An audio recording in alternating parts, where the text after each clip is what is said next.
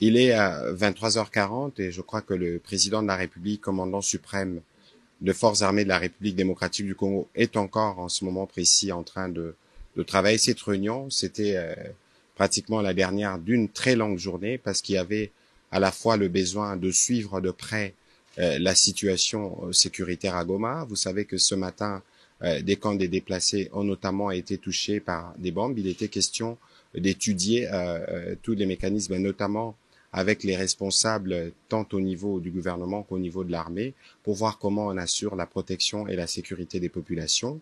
Parallèlement à cela, vous avez suivi qu'il y avait aujourd'hui la demande de la République démocratique du Congo, une réunion publique du Conseil de sécurité qui s'est tenue spécialement ce dimanche, où la ministre d'État, ministre des Affaires étrangères, a eu l'occasion de présenter la situation globale et c'est que la République démocratique du Congo souhaite.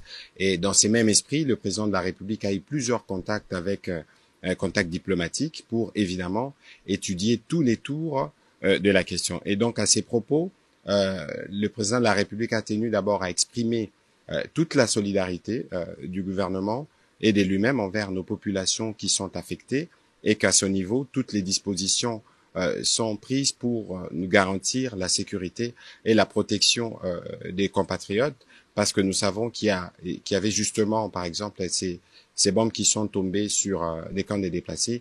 Il faut s'assurer que les vies humaines sont préservées. Voilà, en synthèse, les tours des questions qui ont été abordées ce soir autour du président de la République. Nous sommes dans une situation de guerre où l'actualité évoluée, elle peut évoluer à tout moment.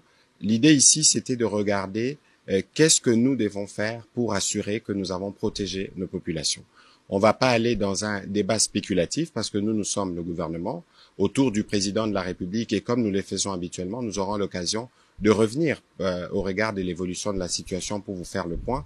Mais pour ce soir, la priorité était de regarder, notamment avec les responsables militaires, comment on préserve les vies humaines. Vous savez qu'il y avait la détermination des autres. Vous savez aussi que nos forces sont très déterminées. Et donc, au milieu de cela, il y a une population. Je pense que cette population, le devoir du président de la République et du gouvernement, c'est de s'assurer de leur protection. Et c'est cela qui a fait l'objet aussi des contacts diplomatiques du président pour lequel nous aurons l'occasion de revenir en détail dès qu'il y aura des éléments à partager. Merci.